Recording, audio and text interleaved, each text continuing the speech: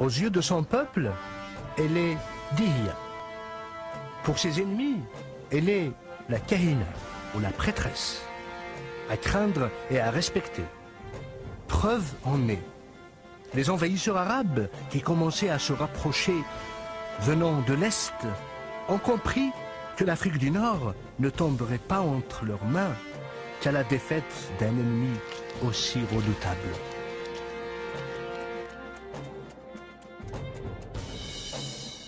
Au début du 7e siècle, le roi Tabet a régné sur la tribu des Ijarawen à l'est de l'Algérie, dans les montagnes des Aurès. Sous son règne, le royaume a connu la paix et la prospérité. Le peuple attend avec impatience la naissance de l'héritier du trône. Un vœu qui sera bientôt exaucé. Malheureusement, l'apparition d'une nouvelle vie en cause la perte d'une autre. La reine vient de mourir en accouchant. Le roi apprend qu'il est le père d'une petite fille, mais qu'il a aussi perdu sa bien-aimée. En portant ce bébé si délicat entre ses bras, il ne pouvait pas connaître le rôle crucial qu'allait jouer cette princesse dans l'histoire de son peuple. Dihya reçoit une éducation digne des plus grands princes. Douée d'une grande intelligence, elle apprend à monter à cheval et à combattre. Papa! Tous les membres de la tribu savent qu'elle pourra facilement devenir une adversaire redoutable dans les batailles. Bientôt, elle connaît chaque coin, chaque arbre du massif de l'Aurès. Une qualité qui lui sera très utile lorsqu'elle sera devenue une guerrière redoutée.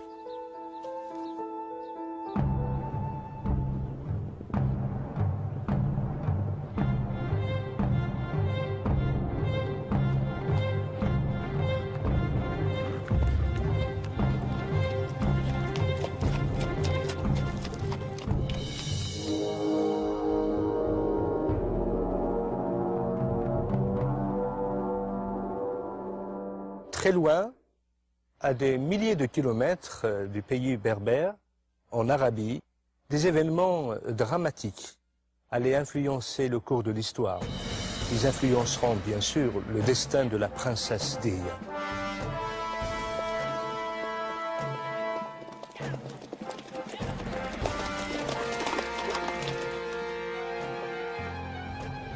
Avec l'apparition de l'islam, les Arabes commencent la conquête de l'Ouest. Vers la fin du 7e siècle, les premiers guerriers arabes arrivent en Afrique du Nord. L'Égypte d'abord tombe entre leurs mains, puis la Libye, suivie de la Tunisie. Le calife Muawiyah va alors envoyer son lieutenant, Uqba ibn Nafa', en terre d'Ifriqiya. C'est Uqba ibn Nafa' qui va fonder Qayrawan, la première ville musulmane en Afrique du Nord. La ville de Kairouan étant édifiée, elle servira en quelque sorte de tête de pont pour les armées arabes en Afrique du Nord. Les armées byzantines étant disséminées le long de la côte de la Méditerranée, Uqba ibn Nafa' préféra pour atteindre le pays traverser les hauts plateaux. Sauf que il fera face à une résistance farouche de la part des Berbères. Cette résistance est dirigée par Koseila, un chef berbère, qui règne sur la tribu des Iraouibn. Après de nombreux combats qu'il perdra, Uqba tombe en disgrâce et retourne en Arabie.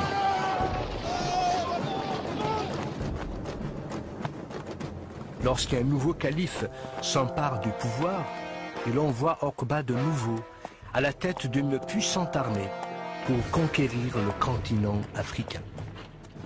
Cette fois-ci, Uqba est mu par un désir de vengeance personnelle. Il est un homme à ne pas se laisser battre. Sentant la menace s'approcher, Koseila va demander de l'aide aux tribus des Ijarawan. Tabet arrive à la tête de l'armée, accompagné de la princesse Dihya.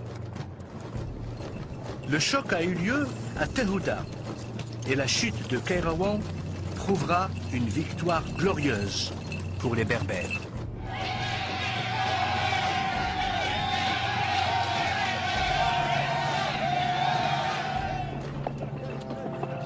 Mais l'armée arabe attaque de nouveau, sous Zuhair.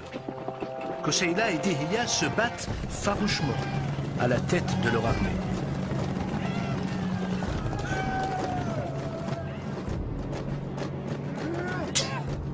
Malheureusement, cette bataille coûte cher.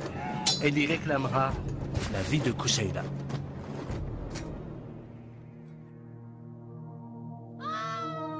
Comprenant que leur chef est mort, les cavaliers se rallient autour de Dihya.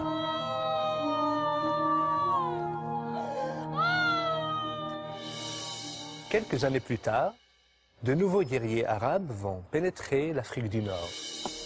Cette nouvelle armée sera conduite par le guerrier Hassan ibn Norman.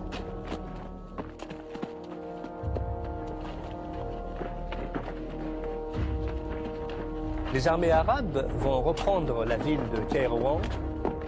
Ils vont aussi s'accaparer de Carthage. La chute de cette cité annonce définitivement la fin de la présence des Byzantins à Carthage. Une nouvelle ville va être édifiée. C'est la ville de Tunis. Maître de la côte, Norman porte ses regards vers l'intérieur du pays, sur lequel règne une guerrière redoutable. Il sait que tant qu'il n'aura pas vaincu la Kahina, il ne pourra jamais prétendre avoir conquis les Phrygiens.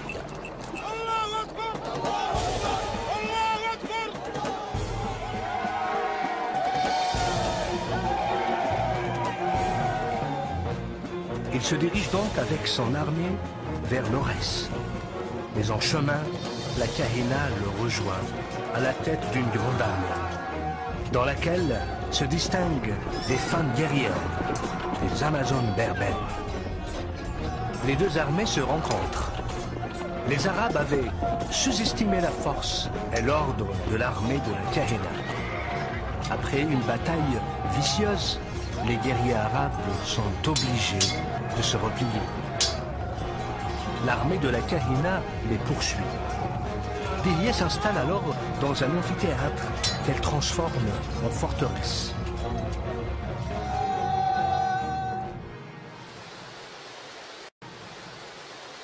Cependant, l'armée arabe ne va pas tarder à revenir. Alors Kahina décide de mettre le pays à sac en poursuivant ce que l'on appelle une politique de terre brûlée, espérant ainsi que les Arabes la laisseraient tranquille. Ce que Kahina ne réalisait pas, c'est que l'ennemi n'avait pas uniquement pour objectif la conquête territoriale. Fatigué et mécontent, le peuple conteste ce qu'elle a fait. C'est alors que Hassan décide d'attaquer. Voyant que l'armée arabe est aux portes de la forteresse, Kahina demande aux tribus de se joindre à elle. Mais elle ne jouit plus autant du soutien de ses alliés. Et bon nombre de tribus refusent de s'unir à elle. La reine résiste pendant 2 semaines aux troupes qui attaquent la forteresse. Mais elle réalise qu'elle ne pourra pas tenir plus longtemps. Elle prend alors une décision. Elle ne veut plus que ses fidèles compagnons perdent leur vie pour une cause perdue. Voyant qu'ils sont à bout, elle leur demande de baisser les armes. Les guerriers berbères ne veulent pas se rendre et refusent que leur reine se sacrifie pour eux. Néanmoins, avec la même obstination qui l'a poussé à combattre les armées arabes pendant des années, d'abord aux côtés de son père, Par la suite, aux côtés de Kousseïla, et finalement seule, elle réalise et comprend la nécessité du sacrifice. Dihya quitte seule la forteresse au petit matin pour aller une dernière fois fouler le sol de son cher pays. Elle y trouve un puits pour y étancher sa soif.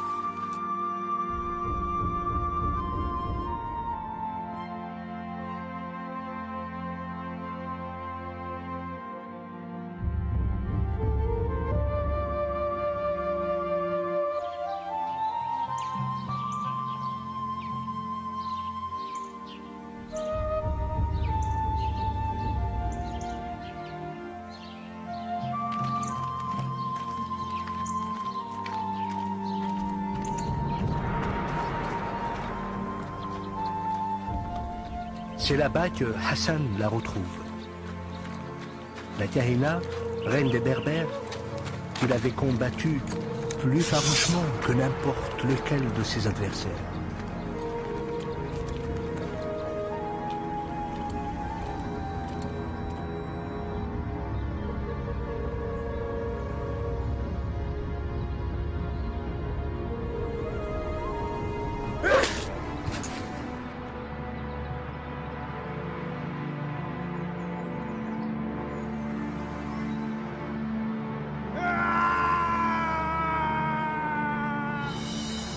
Ce jour-là, les Berbères pleureront la perte de leur reine bien-aimée.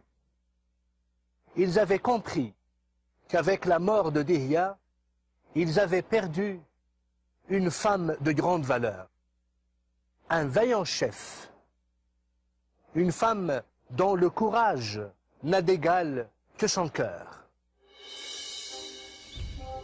La reine qui aura passé sa vie à lutter pour la liberté de son peuple, qui aura veillé des nuits entières à évaluer la menace qui venait de l'Est, pouvait maintenant se reposer en paix dans le sein de cette terre qu'elle avait tellement chérie, de ce pays qu'elle avait préféré à sa propre vie.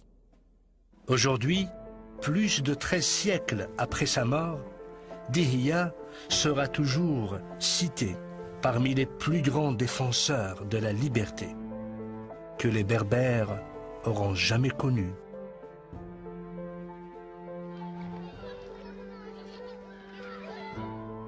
Malgré la victoire finale des Arabes, l'héritage de Dihya demeure vivant jusqu'à nos jours. Héritage qui s'exprime par la survie même du peuple berbère. Son désir persistant de maintenir son identité et sa culture. Sa langue, unique au monde. Ses symboles, ses dessins. Par tout ce qui fait de lui le peuple berbère.